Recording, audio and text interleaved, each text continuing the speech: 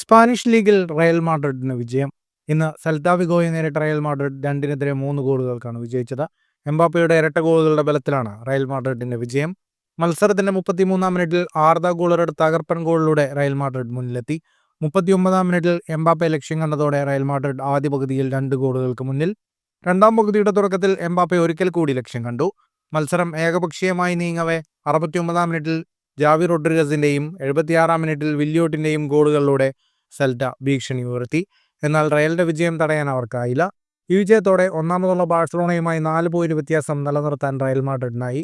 മത്സരത്തിന്റെ കണക്കുകളിലേക്ക് വന്നാൽ 56% ബോൾ പൊസിഷൻ റയൽ മാഡ്രിഡിനായിരുന്നു. 17 ഷോട്ടുകളാണ് റയൽ മാഡ്രിഡ് ആകെ തൊടുത്തത്. 6 ഷോട്ട് ഓൺ ടാർഗറ്റ്. 602 പാസുകൾ 92% കൃത്യതയോടെ റയൽ മാഡ്രിഡ് പൂർത്തിയാക്കി. 13 ഷോട്ടുകളാണ് സെൽറ്റ വിഗോ തൊടുത്തത്. 7 shot on target. ഈ വിജയത്തോടെ 34 മത്സരങ്ങളിൽ നിന്ന് 75 പോയിന്റുമായി റയൽ മാഡ്രിഡ് ലാ ലീഗയിൽ 2-ാം സ്ഥാനത്ത് തുടരുകയാണ്.